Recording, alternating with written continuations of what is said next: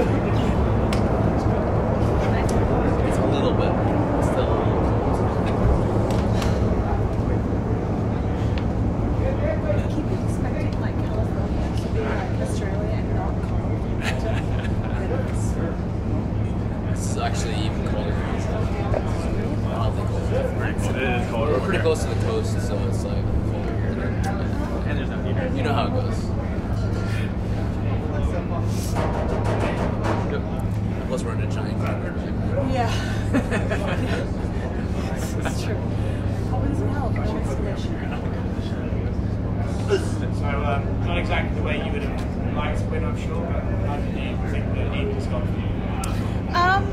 A win is a win. I'm just trying to do my job, and Mark is there to, you know, for both of us, to make sure that he puts our safety first, and I can't control what she does, and you know, I did my job and I finished my fight, and you know, yes, it is a little bit controversial, but you can punch people in the eye, you can knee them, all this kind of stuff. So you know, I kind of backed off at start because I didn't know what he was going to do, because he started talking to Kat, and as I got closer I could hear him saying the fight's still on, keep going. So when I did and she didn't do anything, you know, that's where Mark's got to step in, because he needs to put her safety first as well. So is there going to be, for you personally, is this a little bit bittersweet because you got your first win, but almost certainly everyone's just going to be talking about the way it happened, so do you feel almost a bit robbed? A win is a win. I can't let anybody else dictate how I feel about a win, because at the end of the day I have put in the hard work. I guess it wasn't the most, I guess, clean cut finish, but no, it is what it is, and you know, we're happy to give that fight back. We're happy for that fight again. If people feel like I need to prove, you know, that I'm one of the best in the world in this division, and you know, but if not, let's go to the next challenge. What was your What was this? What was your view of the sequence of this? You throw the kick, and what did you feel? Did you feel that it landed? Did you feel anything when you threw the kick? So when I throw that specific combination, usually if they back up, I finish with a left head kick, and I was aiming for her head, and she kind of like backed up, like she kind of leaned back. I don't really have control over that, and like I knew it landed, but I didn't know where it landed.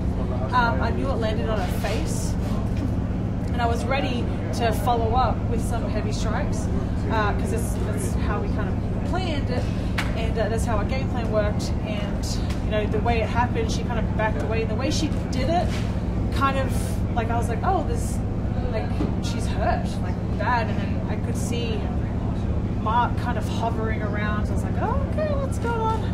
And then when I heard him say, there's not, you know, nothing's happening, like keep going, I was like, okay, well, I have a job to do as well. So it's kind of surprising that it happened the way it did. You didn't think it landed that much to hurt her in the moment. Yeah. You know, I throw you throw to hurt your opponent. It's MMA. You know, it's two people locked in a cage trying to beat the shit out of each other for money. But Poetic. yeah, no, I try. But you know, I'm just trying to do my job, and really, our goal was just to react and just flow and have fun out there, kind of bring a little bit of gangster meat out, and just flow. And that's what we did. We kind of, you know, we were expecting her to pressure and come at us like hard early, which she didn't, which was actually surprising. But you know, we got the win. Do you think maybe your length surprised her on that in that sequence? Because yeah, kick kind of came out. It seemed like she was not expecting that kick at all. Well, people don't understand. Like my coaches on my team understand. Like the range is different. Like I fight extremely long, and you don't understand that until you're in there with me, how long that is. And I know that she was definitely going to want to try and grapple us, so we've been working a lot, and that's one thing I am disappointed that I wasn't able to showcase is my wrestling, and my wrestling defensive and offensive. But I think she realized getting in there, like, I make the range extremely long, and it is very hard to get in on the inside.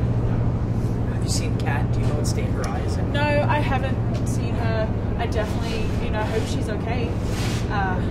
Outside of, you know, everything leading up and the fight, at the end of the day, win, lose or draw, I have a lot of respect for my opponents. You know, it takes guts getting into a cage, getting locked in there and trying to, you know, hurt somebody else. It's a lot of people will never do that in their life, and so I have a lot of respect for her, and I hope she's okay.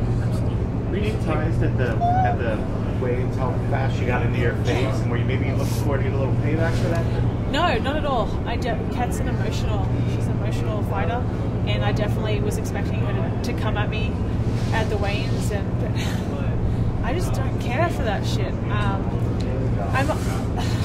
I have a very good ability to kind of disengage my emotions, and I feel like that's what makes me a dangerous fighter, because I don't fight emotionally.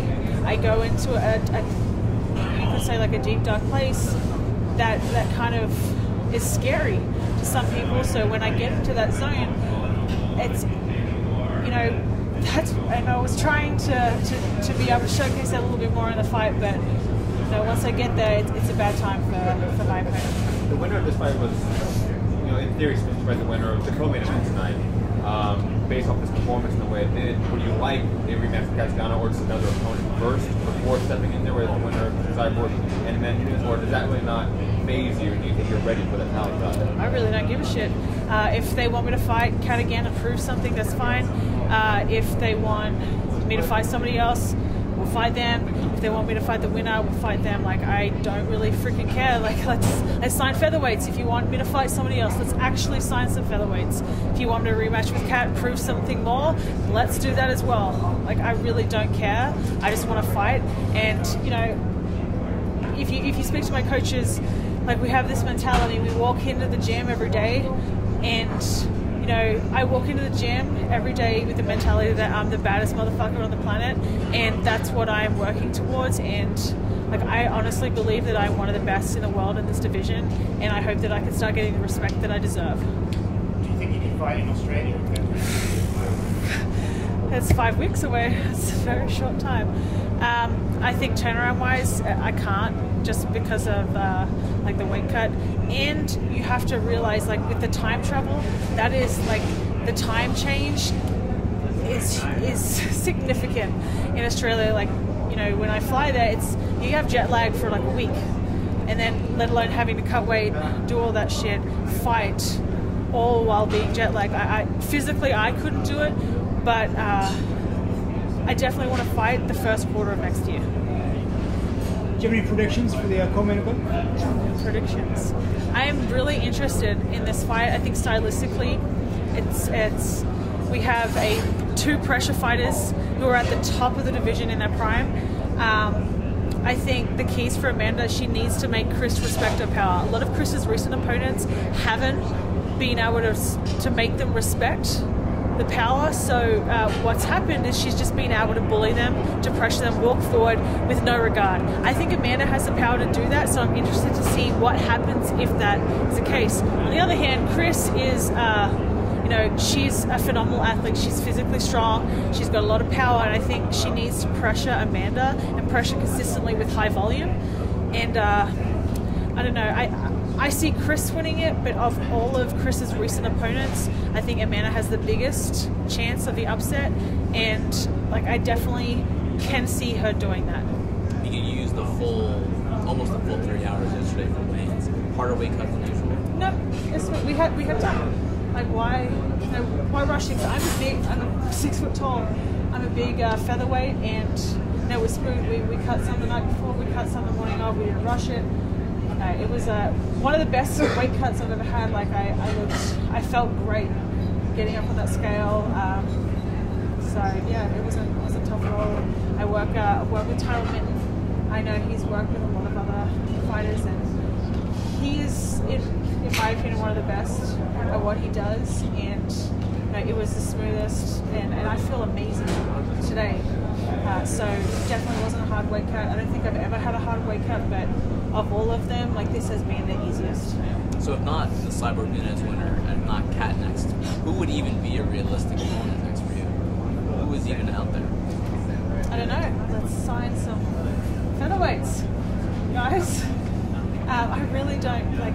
I really hope that I can use my platform to showcase that there are stars in this division or being built in this division. That it is marketable. It is worth investing in, and I really hope that they start doing that because like I want to fight for the UFC. This has always been a goal for myself, and I know for a lot of other fighters. So you know, giving women in the featherweight division that opportunity is huge. Thank you. Thank you.